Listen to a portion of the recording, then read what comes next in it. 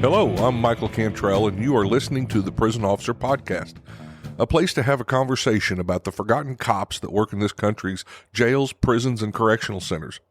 A place for me to try to make sense of a career spent working inside the fence with some of the greatest people that nobody sees or recognizes for the important job they do to keep this world safe. If you love this podcast, hit the follow button, or better yet, share with your family, friends, or coworkers. Okay.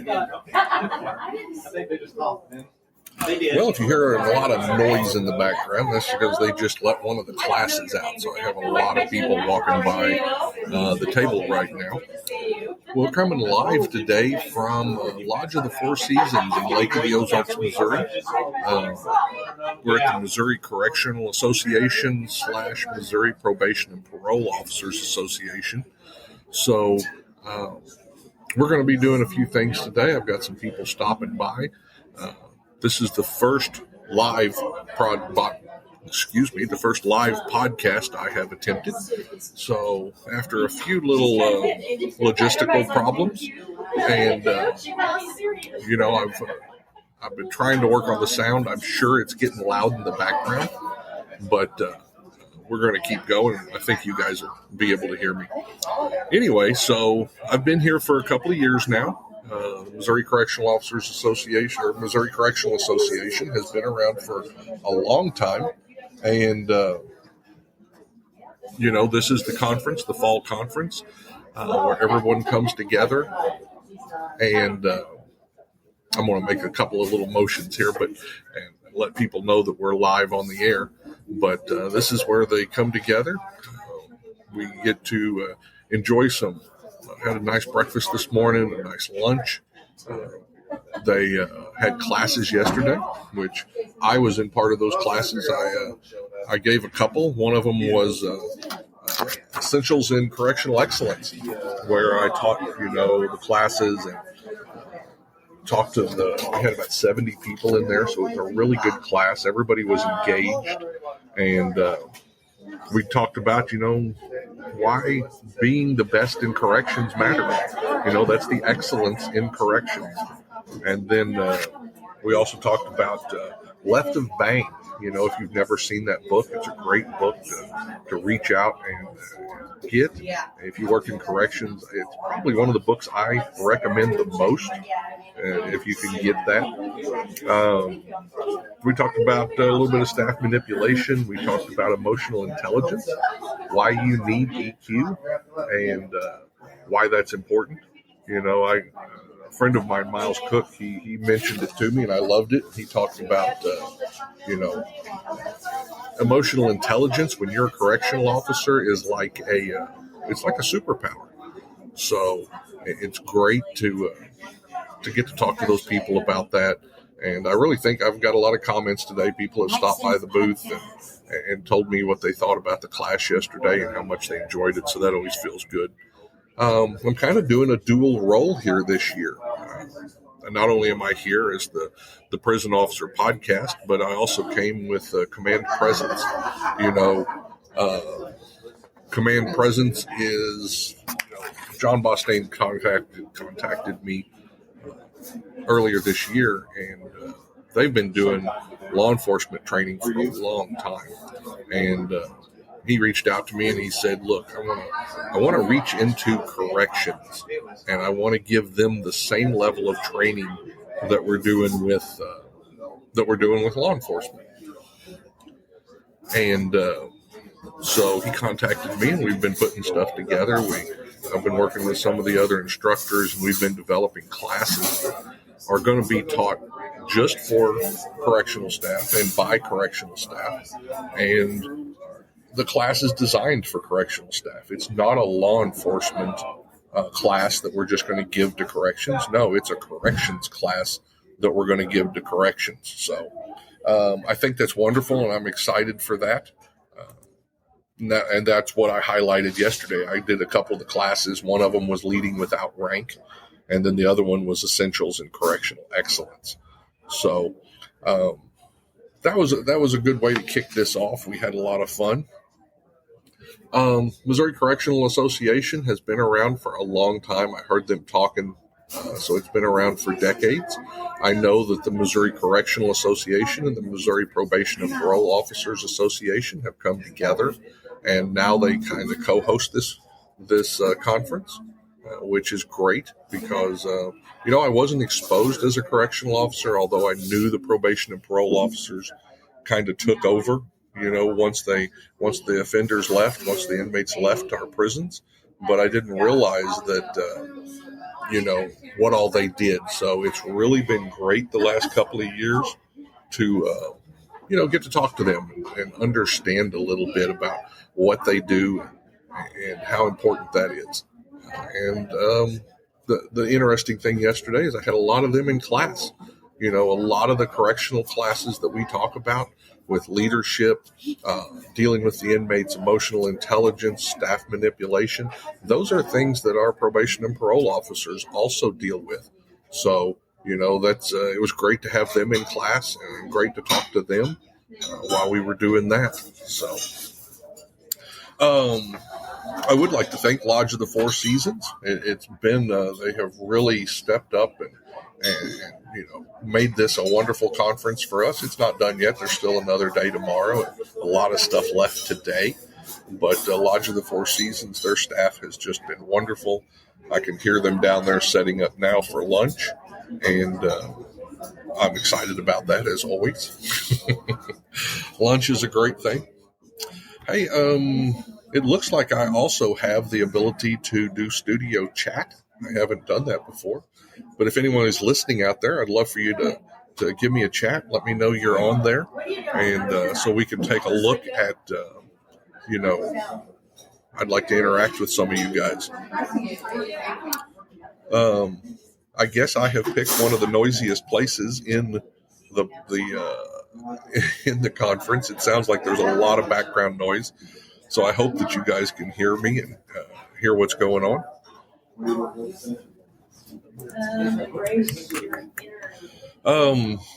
One of the people I wanted to talk to today, and I see him standing over here,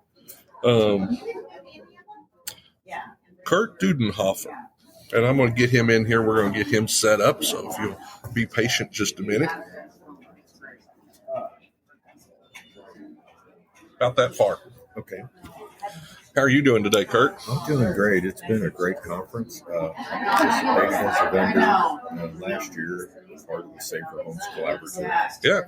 We were grant funded by the Missouri Foundation for Health, so we're non-governmental, and we want to serve the community when it comes to corrections and probation and parole, as well as other first responders and veterans, of course. Mm-hmm.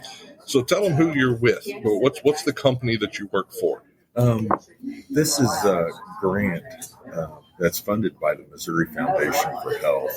It is called the Safer Homes Collaborative, and we've been around for probably 6 or 7 years.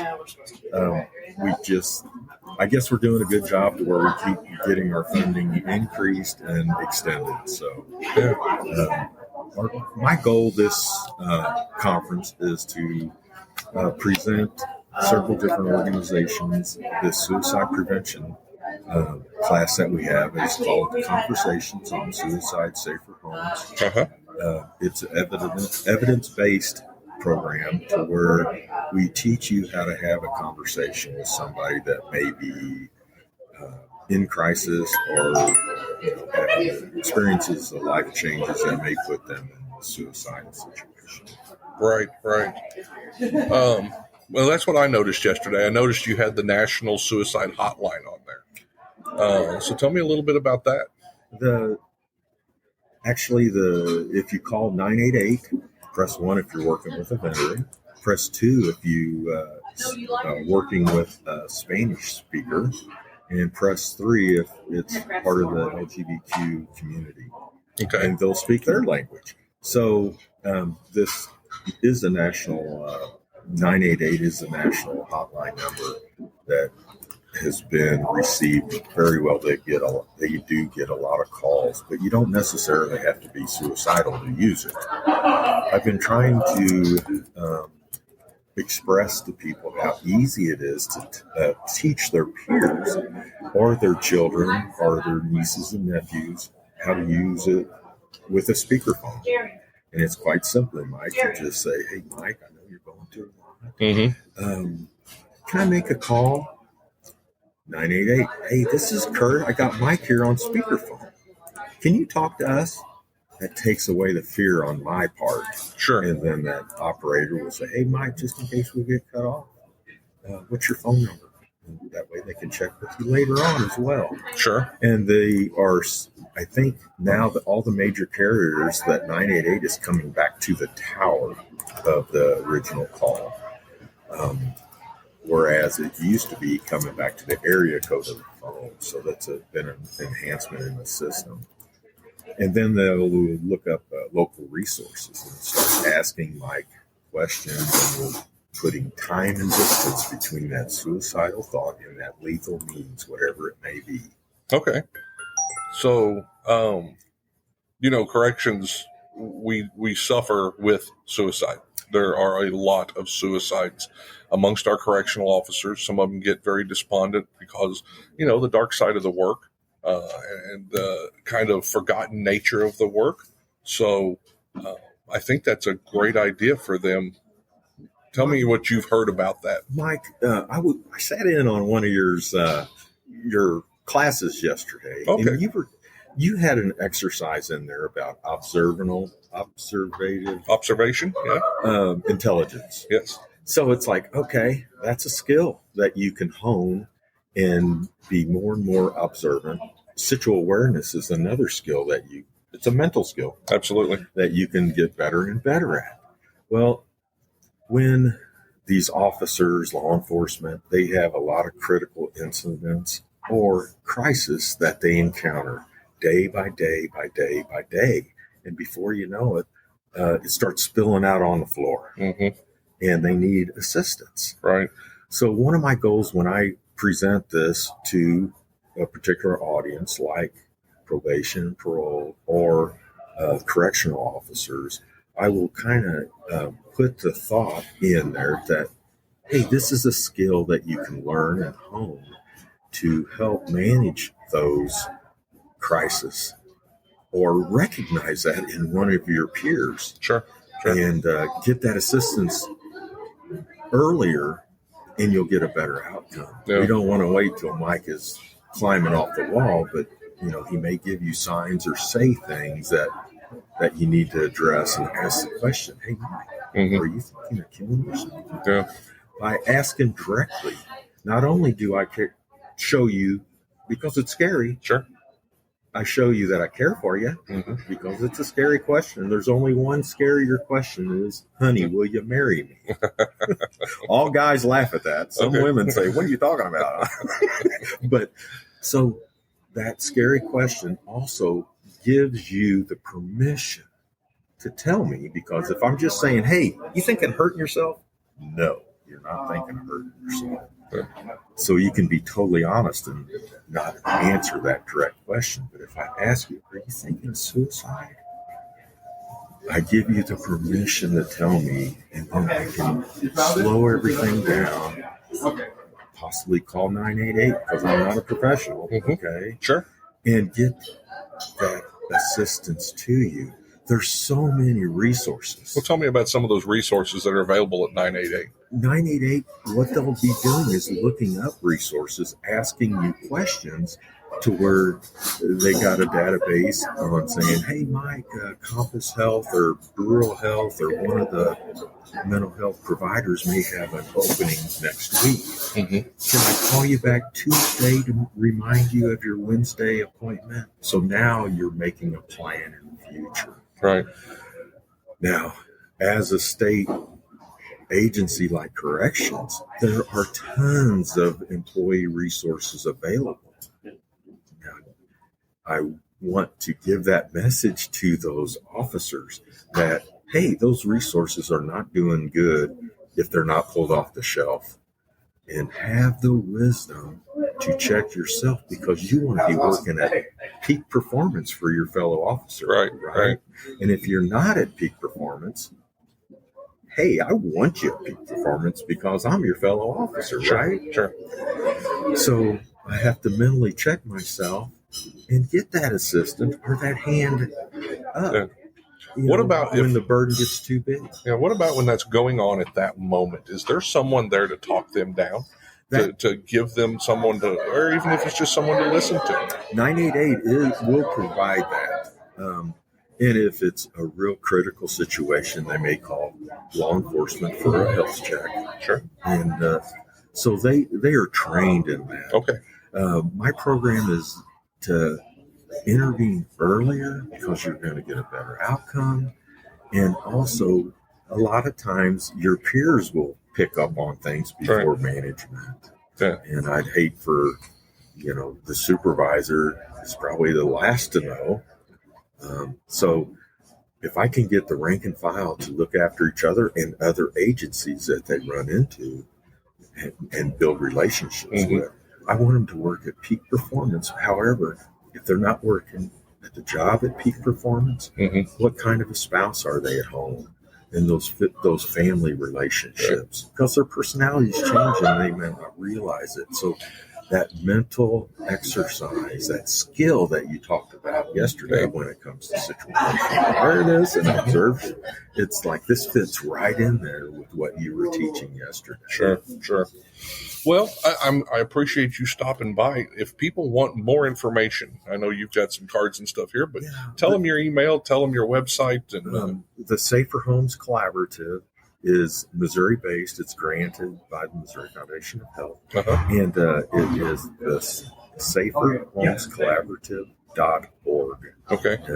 And it's Safer Homes Collaborative, Kurt@gmail.com if you want to reach out and schedule something. We have several presenters throughout the state, and I would encourage anyone in leadership. We also teach people to do my presentation. Right. You have some classes if someone wanted to become an instructor. Absolutely. Another little value in their bag. That would be an awesome opportunity to reach more and more people, because when it comes to 988, it's a skill that we need to really get the stigma down about getting that assistance, because we all could use it. With all the trauma that's out there, you might not realize it bubbling up. Oh, sure. And right now, even with what they see inside, it's a stressful time just to be alive, isn't it? Absolutely. And 20 years ago, nobody even recognized what PTSD is. Yeah. Well, it's a real thing.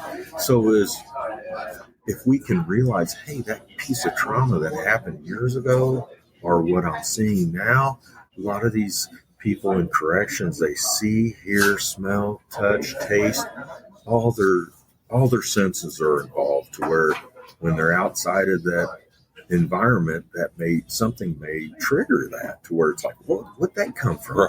Right. Well, you might need to have a little assistance to break that down and get that skill going. Right. So that's what I'm really trying to encourage. Excellent. Well, thank you for stopping by, Kurt. You bet. For those of you out here, when I get back and get the chance to edit a little bit, check in the show notes, and then I'll have all of Kurt's information in there, and so that you can reach out to him and find out more about this. What is that number? That national suicide? 988. Absolutely. So, put that somewhere in case you ever need it, in case someone that you know, or someone in your family, or someone that you work with, we will run hard to a body alarm. We will bust our ass to get to somebody that hits a body alarm. But when they're having trouble at work, we find it really hard to walk up and say, how are you doing? And listen for a minute. So, and I really want to encourage you to put them on speakerphone, because Mike's never going to call. I'm not going to call, but I'll listen. So, and then it's like, well, that wasn't so bad. Right. So it's a wonderful thing. It is. It absolutely is. Thank you so much for stopping by and giving them this information. And like I said, all the information will be in the show notes. Awesome. Thank you. Yep. Headphones. Perfect. All right. Well, that was great. I'm super glad to have him there. You have a great day. No, you're fine. You're fine. Super great to have him stop by. It's kind of neat to be able to do this live. I know there's some noise in the background. I hope that's not too distracting for you guys, but it's cool to see what's here. And I wish I could sit in there and go through every vendor, but we'll see who stops by and who we get to talk to. So, are you Chillicothe? That's right. Yep. How are you today? Doing well, sir. So, introduce yourself for the, put some headphones on so that you can hear what's going on. Major from Chillicothe, correct? Yes, sir. Major Ognenovski. We work in Chillicothe Correctional Center. Chillicothe Correctional Center. Now, Chillicothe is one of the correctional centers I've never been to, but still a female joint? Yes, sir. Okay. I worked at Missouri State Department of Corrections from 92 to 98, I think. So I heard about Chillicothe, but I never worked up there. Tell me about it. What size institution is that? Tell me about the main missions that you've got going on up there. So it is the newest facility that, as far as correctional facility that the department has. We are currently housing, we have the capability of 1,600 offenders. Okay. And as far as the mission, just like every other facility department, the goal is to rehabilitate the residents and send them home. Of course, with that we have responsibilities to keep them safe. Mm-hmm. Well, with the female offenders, I mean, when people think about prison, I don't think they normally think about the female offenders. And that's a whole different world. They have different needs, different programming. And majority of my career has been in the male facility, and I've been in my current role about a year and a half now. Yes, I'm still adapting to the changes. I feel like the needs for the females are different. I agree with that. I think they're more goal-oriented. I think they focus more on themselves as far as participating in the reentry programs and getting their degrees. And I feel like they're hard workers. Really? That's interesting. Yeah. Do you think the opportunities may not have been there on the street? So once they get in here and they see these opportunities they didn't have? I believe so. I know that some of the programming that recently I've been, just seeing happen, it's more about getting themselves better and who they are and what their motives in lives are. And, getting the confidence, and they're practicing like mock interviews and to listen who they are and what they've worked. It's, they take a pride of that. Sure. So, how many of the female inmates would you say have some type of family unit that they're in? Because in male penitentiaries, you'll see, the family isn't the main focus. But I think for maybe female inmates, is it more of a focus getting back to the family instead of just getting out? I believe so, yes. For the majority of them, yes. Yeah. Yes. Any percentage that you know? I mean, not is it most? On my head. I'd say most, yes. Absolutely. Okay. Most of them have a child or something. Yes. Yeah. So how's visiting? That's got to be different. It's in my mind, and I sat in visiting rooms for years. It's easier for a kid to come see their dad. Dad's in jail now. We're going to see him on the weekend. We leave. I can't imagine at the end of visiting. Now I'm going to pull you away from your mom. Yeah, I think it's.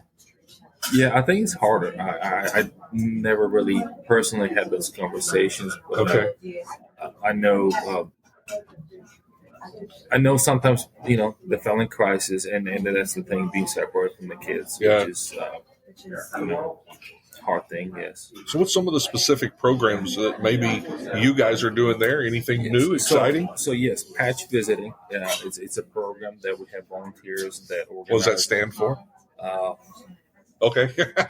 I didn't mean to put you on the spot. Yes. As parents, I can't tell you the information, but okay. It's patch. It's pretty much organized for the kids to come and spend some time one-on-one with the moms. And I think it's very beneficial. I really do. I think it gives them an extra motive to do good and look forward to getting released.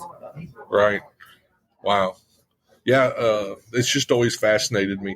So the media does a horrible job in representing corrections. So everybody knows Orange is the New Black or whatever that show is. I watched like the first episode and I was like, this is not real life.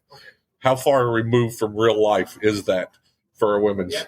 I appreciate you recognizing that we not always get looked as the brightest department, which we are. We really do change lives. The governor said we all focusing not just the offenders, but the staff as well. Yeah. As far as the Orange is the New Black, yes, it's a good entertainment show. People fall for that, I get it. But no, again, it's just not life. We are humans. We work with humans. We all make mistakes. They make bigger mistakes. They pay for that. Again, I don't know if you focus in the question as far as the. Just your opinion. You've walked in there. It's not like a movie. Even prior to me starting this career, you watch movies and you think like, what I'm getting at. It's just a small society that's segregated, and again, you work with human beings. Sure. So I'm gonna give you a little chance here to do a little recruitment. I know that you want to get some officers there, some good officers. So tell them why they need to come to work for the Missouri Department of Corrections and at Chillicothe. Yes, absolutely. Statewide, you're more than welcome to come to Chillicothe if that works with living arrangements. But it is a great place to work. It's a job that truly fell in love with. What is it about you? What is it about it that you love? I think that you create a camaraderie with the staff. Yeah. You become that team. You work for a mission and goal. You're changing lives. I mean, you might not realize it, but you do change lives every day. Just the impact you make on people, and being a role model for a lot of. Just a satisfying job. It really is. It's kind of hard to explain if you don't work it, if you're not in the field. But it's not something that it was a dream to work there. Just something that happened in my life. Sure, I got employed. I never thought this would be a career, but it's something that, like I said, it's a satisfactory job, and I look forward to going to work. Yes, there's stressful days like any other job, but it's something that I enjoy doing. I think the hard part is, with most jobs, you go out there, you hammer a nail, you build something, you see it fixed right there when you get done. And with our job, you may have to wait some years to see the effect that you have. Or you may not even see the effect at work. But when you drive out that gate, you look around, and we live in a safe, your family's safe, your neighbors are safe, there's not crime rampant because of what you're doing. Then you get to see those things that make it a good job. But it's not always immediate satisfaction. Correct. I think that's the hard part for people when we start. It was for me. Yes. I want to go back to the recruiting. Sure. People think that this is not for me. You don't know unless you try it. Especially within the last few years. Well, not last year. In the past years, sure. I feel like the department has taken a lot of initiative for taking care of staff. Our pay raises, I believe we're in a very good stance right now. You can always have more. I think the director spoke this morning. That's his goal. Yeah. Which I'm appreciative. But not only that, as far as training, that changes how we do training. We expect people to do the job, but we need to train them how to do it right. And that's some of the steps we've taken. Self-care for staff, things like that.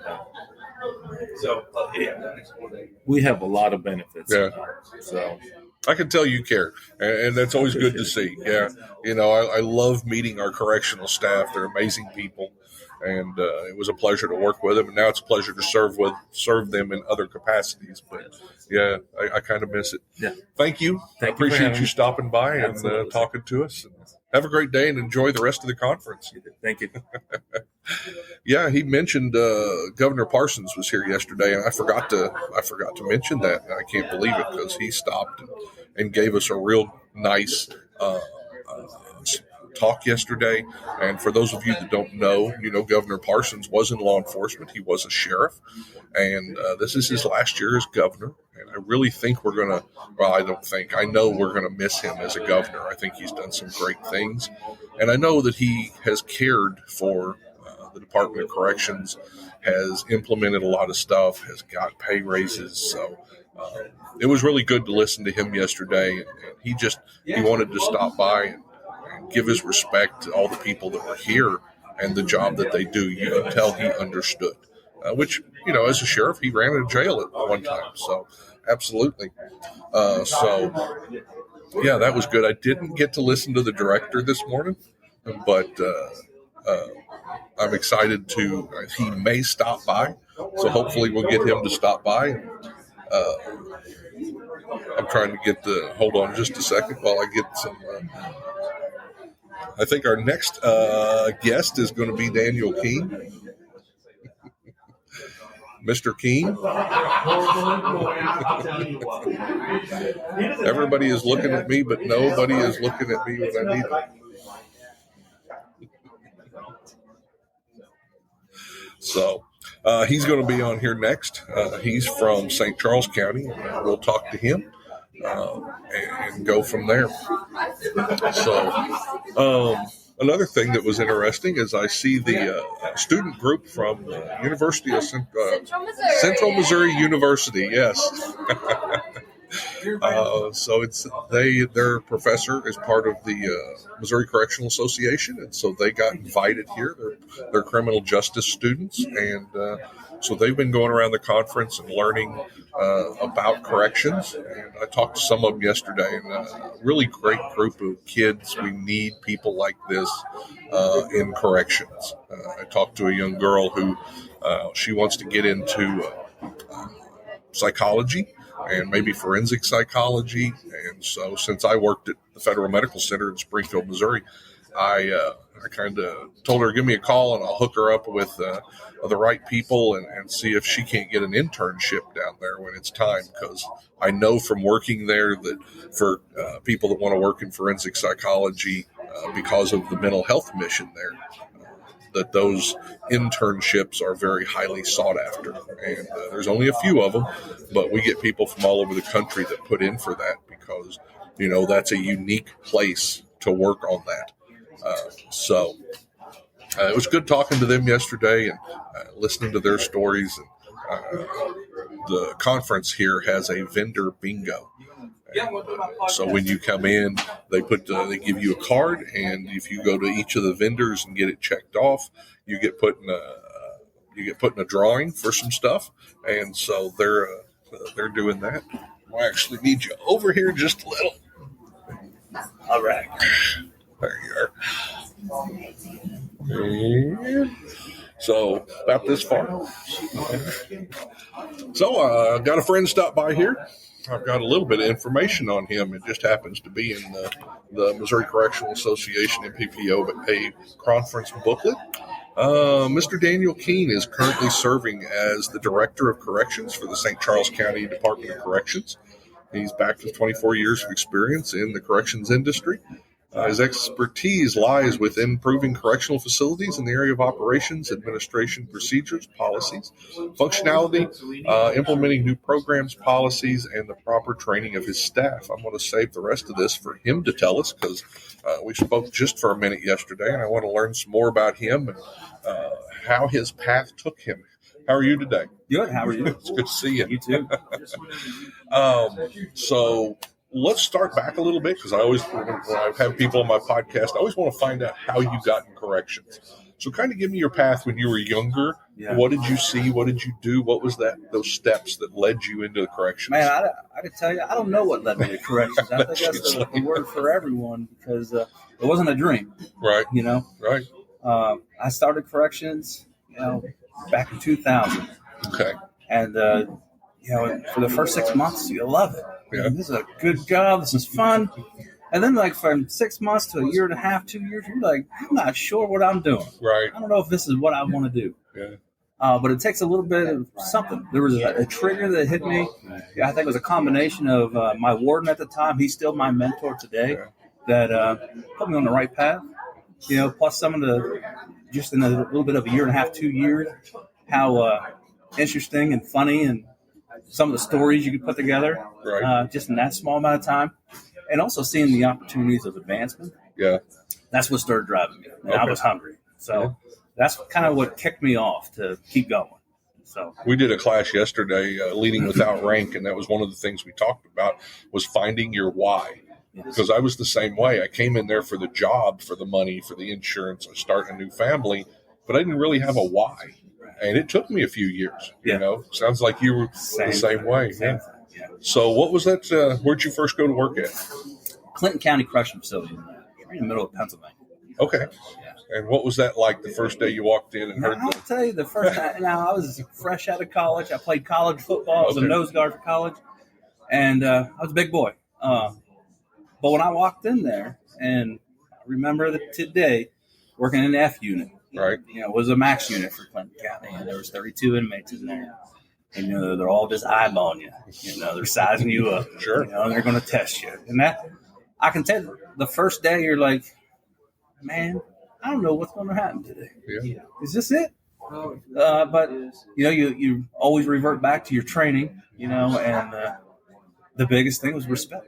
Yeah. You know, you give these individuals respect. For the most part, you're going to have one or two knuckleheads try to test you. Yeah. But for the most part, the unit as a whole, they were all right. Yeah. You know? But it was that first day or two, it was kind of, what am I doing? So how long did you stay there, and what was the next step? Man, I was all over the place. So I worked there for about a year and a half, and then I was bored.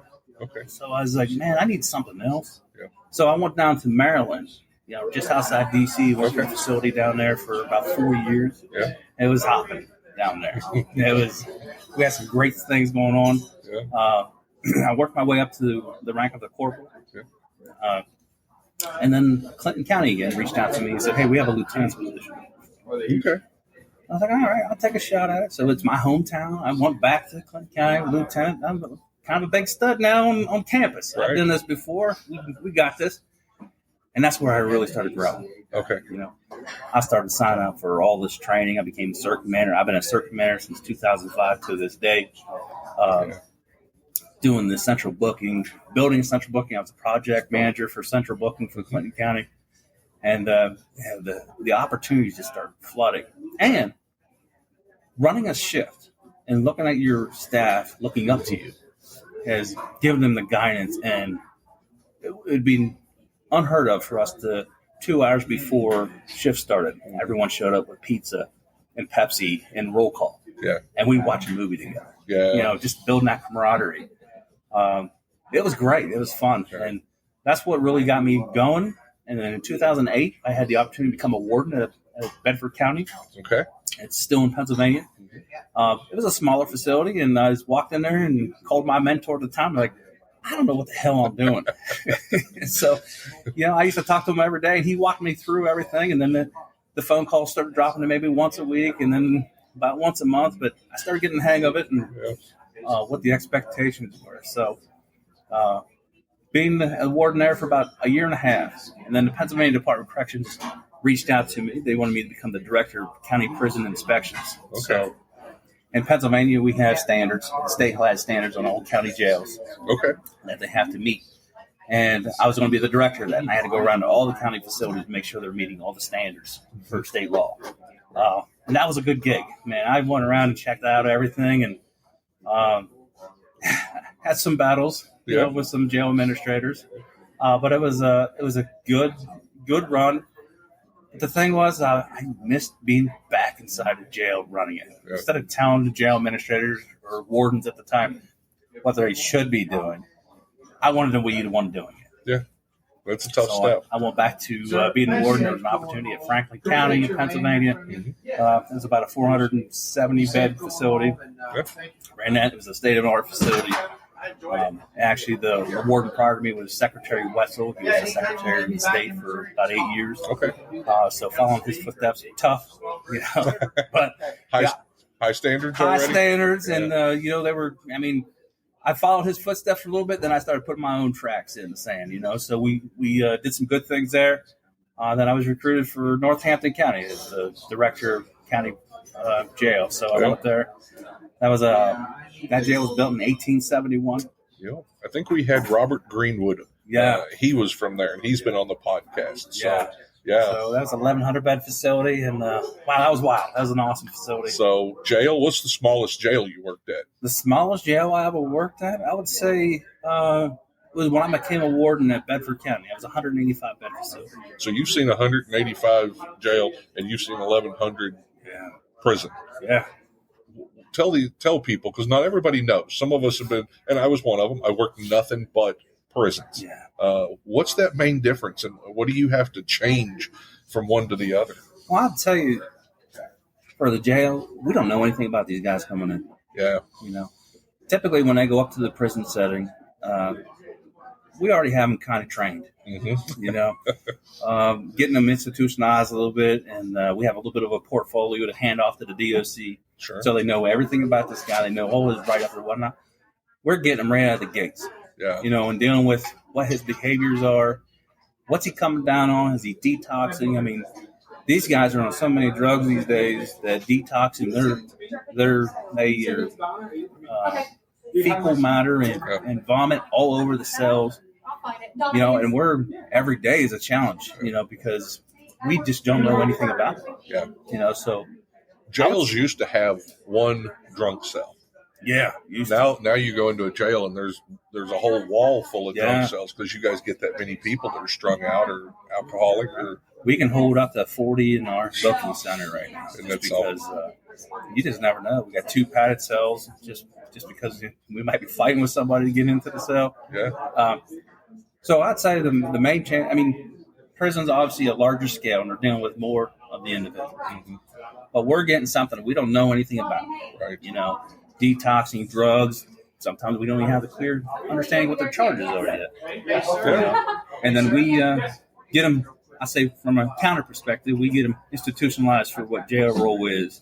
And when they come up to you guys to the prison setting, they have an idea. They have an idea what it's going to be. That makes sense. Yeah.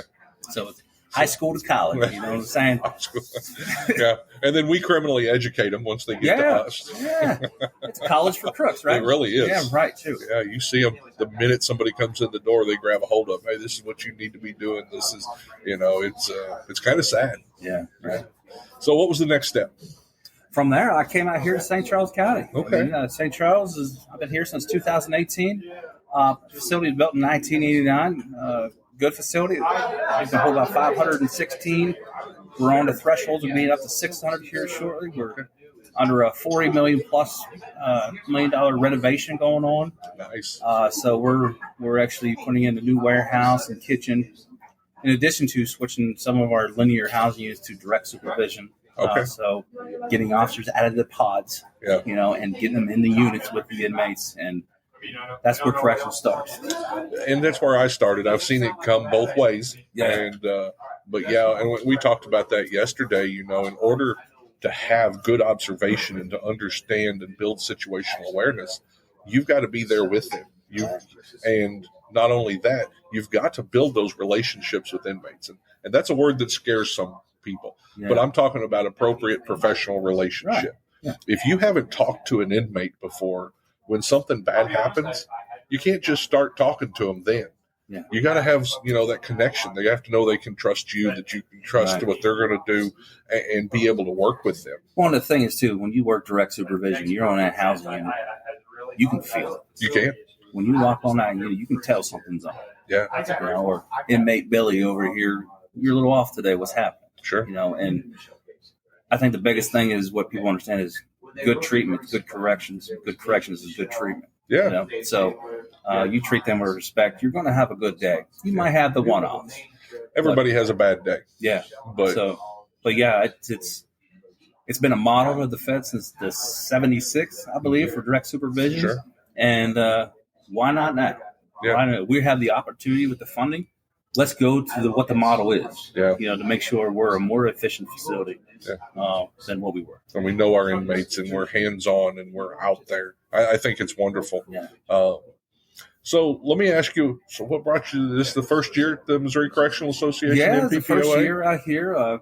I'm a co-chairman for the Missouri Sheriff's Association for the jail committee. Okay. And, you know, I was like, we have 2 great organizations here. Mm-hmm. But we have no one trying to build the bridge or, you know, come together. So I took it upon myself to say, you know what, I want to reach out to this organization to see if I can get on the board of directors. I'll find out tomorrow. Okay. But to see if we can start building this partnership between the 2 organizations, because we're all doing the same thing. It's true. We're all doing the same thing. We're all talking the same. We all have the same problems. Yeah. Let's do what we can to help each other out, especially from a county perspective, trying to expand the trainings, and learn from the DOC and what they offer to the inmates. And hey, maybe we can start picking some of that up too. Sure. So as a jail, you guys don't get as much training, do you? Or how long is your academy? Well, I'll tell you what, from my perspective, we do a lot of training. Do you? Yeah. Okay. I'm a big believer in training. If you fail to train, you train to fail. That's true. So in our budget, I mean, I push for, close to $100,000 every year. For training, nice.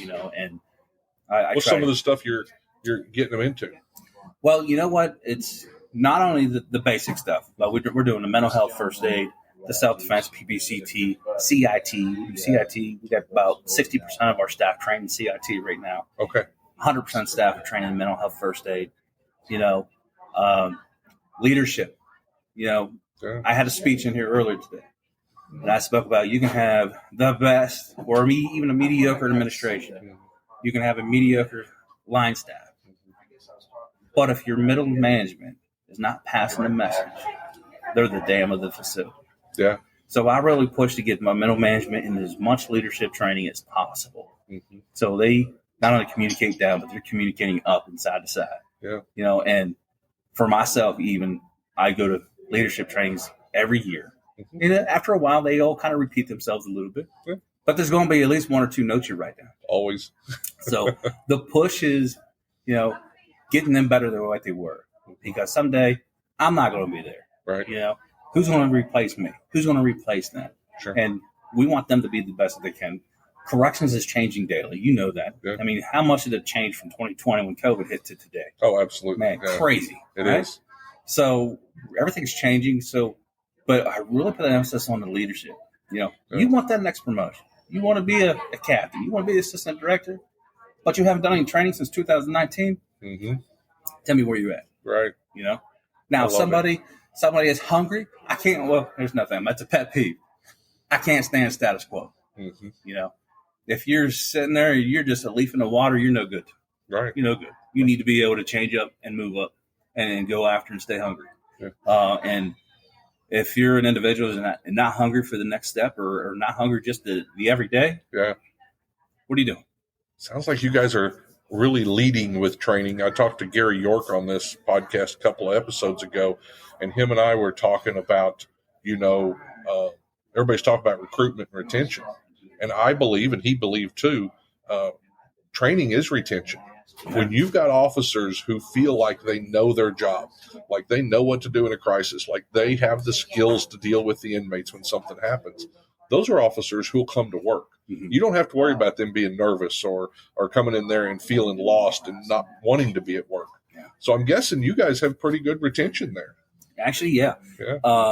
I can say when COVID hit, our retention dropped to like 83%. Everybody's did. But I actually ran the retention numbers this week prior to coming out here, and we're at 96% right now. Isn't that something? Yeah, so we're doing good. And training builds confidence. Yes. When you build confidence, you got a secure individual when that unit's working. Yeah. And it's going to be pushing that message, and they're not going to let anything go.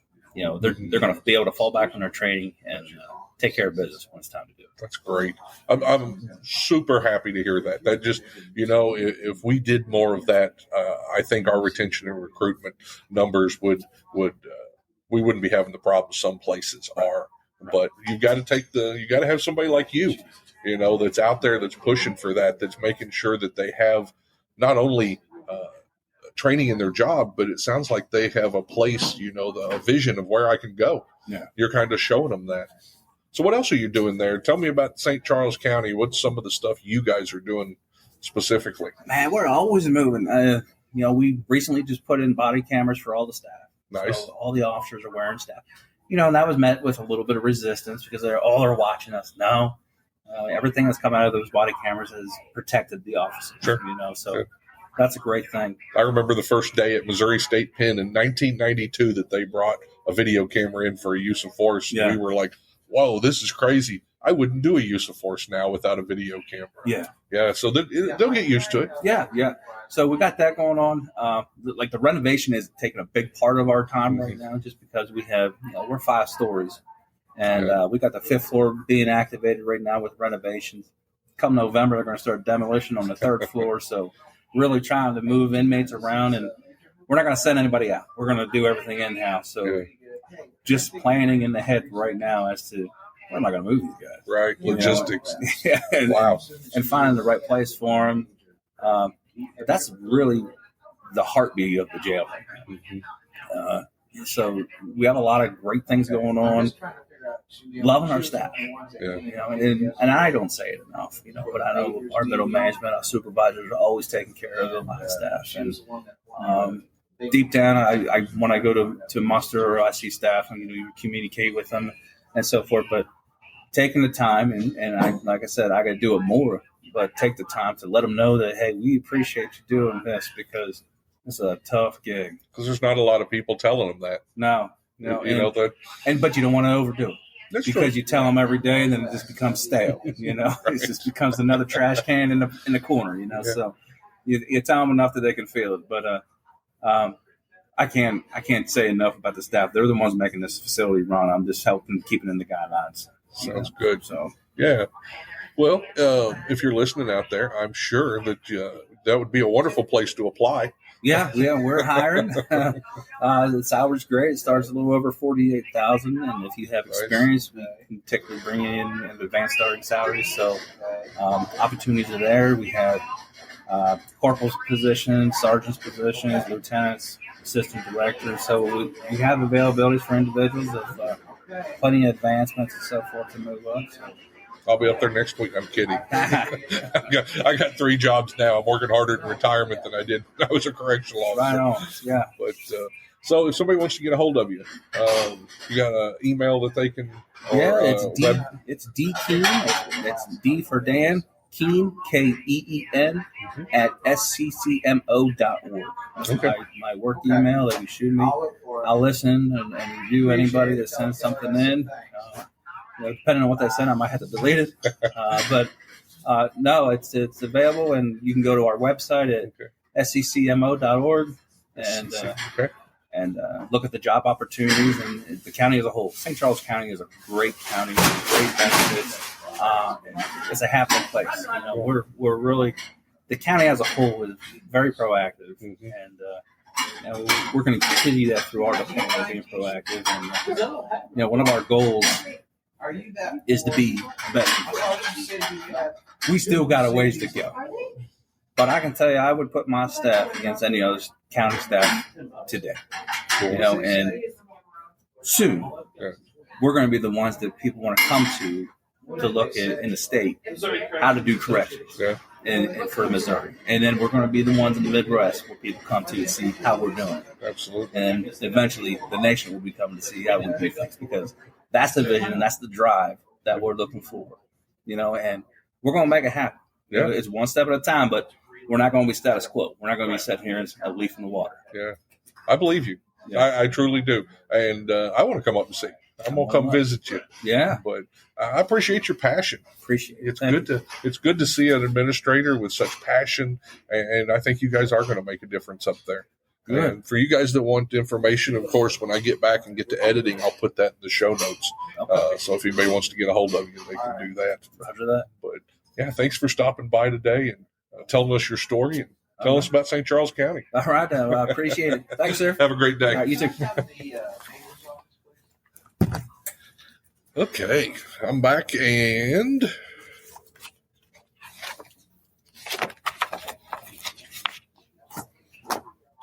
get a few things put away here. Okay.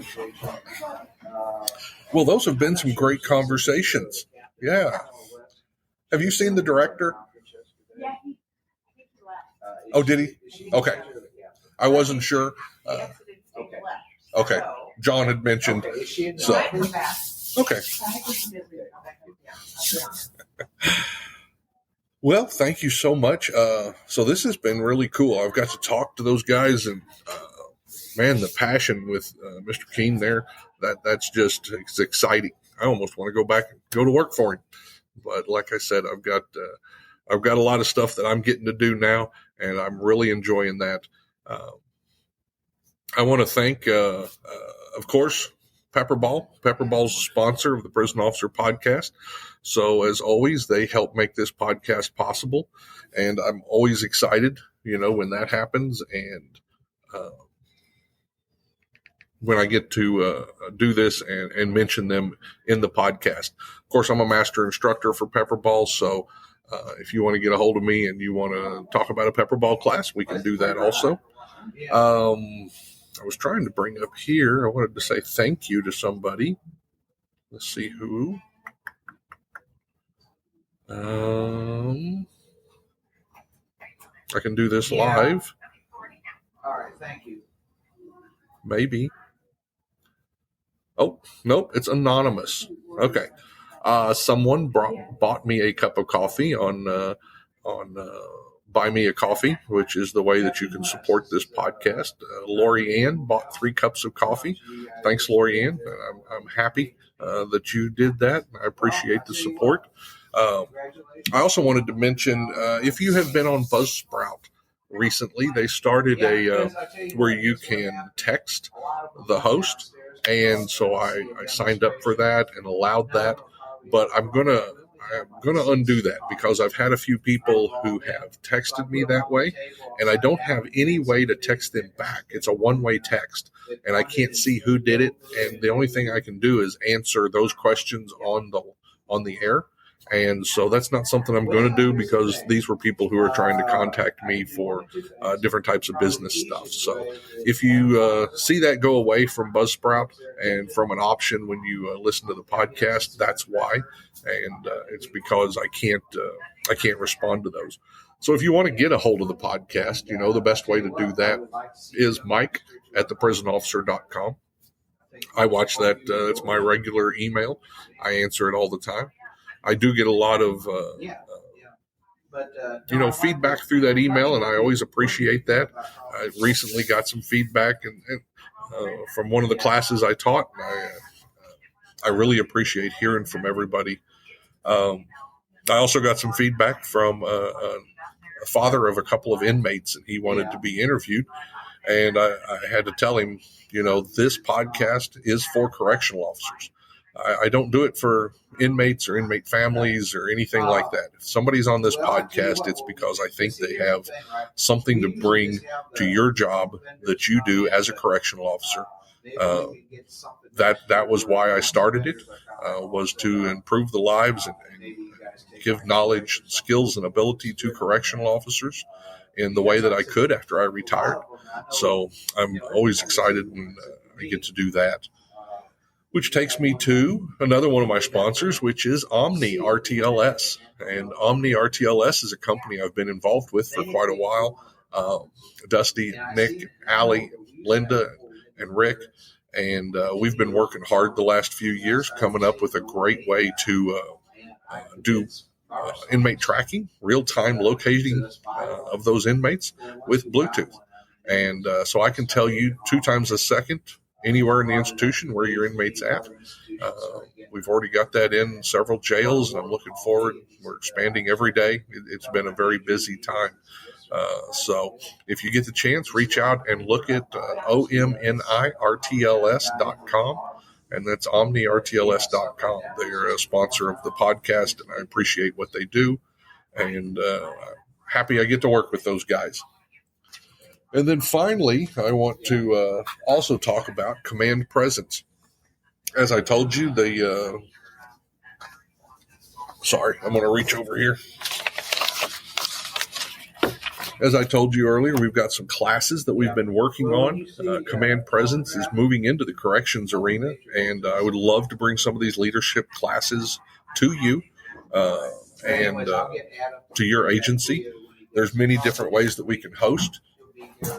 Haley is our salesperson, and she can walk you through that, whether you want to do a dedicated class or if you'd like to do one that's a combined class with the community. But we have several options for that. One of them I talked about was Essentials in Correctional Excellence. And so that was one of them I gave yesterday. Another class that we've got is Leading When It Hits the Fan. I did this class last week over in Tennessee. And it is really, that class is meant for the intermediate supervisor, so that we can talk about how important those first decisions in a crisis are. Most of the time you don't have the bigwigs when crisis hits. Most of the time when something happens at the prison and you've got a large disturbance or a riot or, maybe a killing or something, you're going to be a lieutenant or a sergeant or someone like that on the scene. So those initial decisions are so important. And so we talk about that. We talk about emergency planning, initial response skills, the different stages of crisis. All crisis in prison follows certain stages. We talk about human performance, and we talk about dynamic decision making and how those supervisors can learn to make decisions in a situation that's continually growing and changing, being affected by not only the decisions you last made, but by the actions of the people involved. So a lot of that could change moment by moment.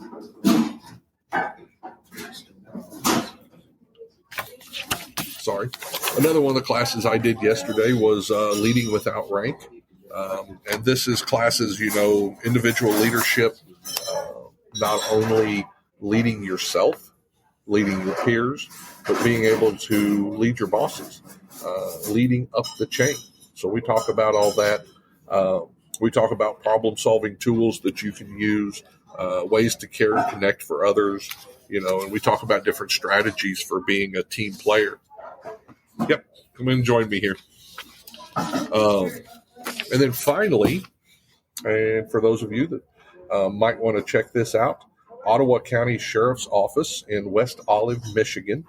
I'll be giving a class up there on October 29th on report writing and testimony. And that's strictly for correctional officers, lieutenants, captains, parole officers, investigators, everybody that needs to learn and be able to write really good reports and possibly give testimony. We're going to go through depositions. We're going to go through clear and concise writing.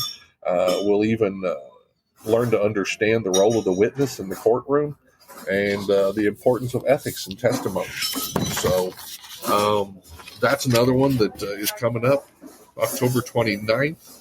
That'll be 8 to 5 p.m. at the West Michigan Criminal Justice Training Consortium. And so I'll be teaching that. If you'd like the information on any of these, and I'll have it in the show notes, but if you'd like us to come to your agency and give you leadership training, we have several options, but you can contact us at 833-LE-TRAIN, and that's 833-538-7246. Or if you want to on the web, you can go to info@commandpresence.net, and you can see not only the classes that are offered to corrections, but all of the law enforcement classes that we offer at Command Presence. So I encourage you to go check that out. I see I just got another friend who stopped in here. What do I do with my... Anyway, welcome. Thank you. How are you? Thanks for having me. Yeah, absolutely. We got to talk yesterday. Give me your name and who you work for. My name is Wayne Bowdry. I work with Correctional Peace Officers Foundation. Very important. If you have not heard of the Correctional Peace Officers Association, throughout my 30 years, I can't tell you the number of times I've seen where they've stepped in and helped families. Tell me a little bit about what you guys do. Well, we're a nonprofit organization, and we have officers and staff members that get hurt, killed in line of duty. We have a catastrophic assistance, help families that in need. We also do national disasters like hurricanes, tornadoes, floods. We got one hurricane getting ready to come up through Tallahassee. Yeah. And we do house fires, bereavement. The program carries a $75,000 death benefit paid off to your beneficiary in 2 years. Yeah. After you're in the program a year, we have a scholarship program, which is benefit to you, your spouse, your kids, and your grandkids. Wow. Minimum payment to join up is maybe $60 a year, tax deductible, So Nice. Yeah. I've seen them. Luckily, I've never had to use CPO, but I've seen some of the things they've done with the officers that have been hurt. Like you mentioned, even some of the natural disasters, because, you remember when Estill, when Estill got hit by the hurricane, everybody watched the news and everybody's worried about the inmates. What are we going to do with the inmates? What are we going to do with the inmates? Well, the officers still have to go to work, and they've got families in this affected area. They're affected more even so than the inmates. The inmates are taken care of and we're moving, but people forget about the officers sometimes. Well, when that happens, like hurricanes and floods, the banks are closed. Mm-hmm. And you can't go to the ATM machine and pull money out. Right. You don't have cash money on hand, So, and, them people need to be taken care of. Sure. Because everything's closed down, Right.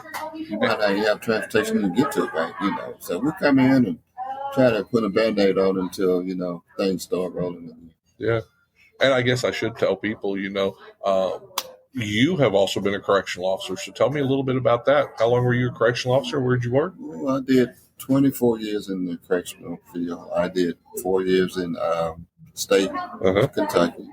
And then I went to federal, FMC Lexington. Right. I did 20 years of federal time. So, this is a correctional officer that's now still helping correctional officers. So that's so important. How long has CPO been around? It started in 1984. Okay. 5 guys just sitting in the garage, because when you have a death, everybody passes the hat around. And once you get that money to that family, then that's it. So they took it a little bit farther, and they're keeping contact with family members that got killed. Even to this day, some of the kids that grew up didn't have, parents. Sure. They get, during Christmas time, and we give them gift cards, and stuff like that, And the kids get a chance to bereave with other kids when we have our memorial service. Oh, wow. Yeah. I hope for the day when we don't have to even use CPO, but it seems like we've had more deaths recently. The news is just full of officers who are getting either severely injured or killed at work.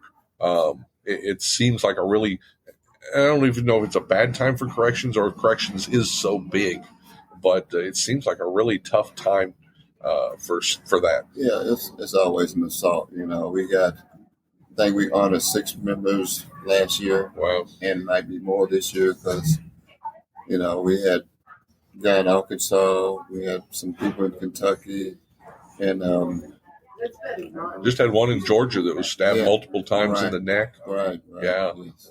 And that's, that's not something you go to the emergency room, they patch you up and you go home and you're done. I mean, there's a lot that goes into getting injured that way. And most of the families are overwhelmed, especially if they have a death, you go blank, So we come in and try to help you, we don't try to take over, but we try to help you, do the funeral arrangements. We have our honor guard system, honor guard members that goes into the funeral and and they do their stuff. They don't try to take over; they just come there to be support. Yeah. Just so important what you guys do. So if people want more information on the CPO, they want to join. Where would they go? They go to Correctional Peace Officers Foundation.org. Mm-hmm. And once you log into the login, you go to application and you can sign in that way. If you need assistance, you got application. Okay. Anything you need to go, you can just go to the, CPOF.org. Okay. Well, I will make sure that gets put in the show notes here. So absolutely, guys, it is a great foundation. I would hope that everybody will take a look at that, and it does some great stuff. I've seen it throughout my career. These guys have stepped in when, a lot of times we think, well, I've got life insurance and work will take care of me. When those things happen, The agencies, they do help for a little bit, but that goes away pretty quick. And you guys are still there after, if you don't mind me saying. Right. Our motto is take care of home.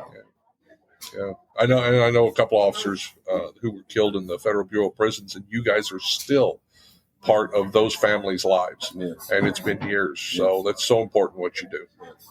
Thank you so much for stopping by and telling us about it. And so everybody stop by their website and take a look at that. Thank you. Have a great Appreciate day. it. Bye. Okay. Well, I think we had a really good bunch of conversations there. I really enjoyed that, and I hope you guys learned something. This was our first live podcast from the Missouri Correctional Association / MPPOA, Missouri Probation and Parole Officers Association. And I'd like to thank those guys for inviting us today. They called me up and they said, we'd love you to be part of this again. And it's always just a wonderful time here to see corrections. I guess I'm going to say corrections growing, corrections, coming together. This conference is about making network connections for each other. It's about growing. It's about learning. You see people, and I talked to so many yesterday. I think the first class we did yesterday, I had 70 plus people in, and then I had almost 50 people in the afternoon. And so we had a lot of good conversations about what they're dealing with, the challenges they're dealing with, how they're looking to overcome those, how everyone in corrections is a leader. Whether you're a correctional officer and you're leading the inmates of a housing unit, whether you're a sergeant and you're leading a shift, or a lieutenant and you're leading a shift full of people. Or whether you're a warden or an administrator. I mean, we talked to Mr. Keene there. He is so passionate. It was so exciting to hear from him, and I'm looking forward. Maybe we'll get him on the podcast, and we'll have another conversation and see if we can't learn a little bit more about him and what they're doing up there in St. Charles County. I do encourage you to reach out to the CPO and to be part of that. Also, if you get the chance, reach out to Safer Homes Collaborative, and I will get all that information put up on the website. For now, I think that's it from Mike Cantrell, live from the Missouri Correctional Officers, Missouri Correctional Association, Missouri Probation and Parole Officers Association Fall Conference at Lodge of the Four Seasons in Lake of the Ozarks. I thank you. Keep listening, and I'll talk to you soon.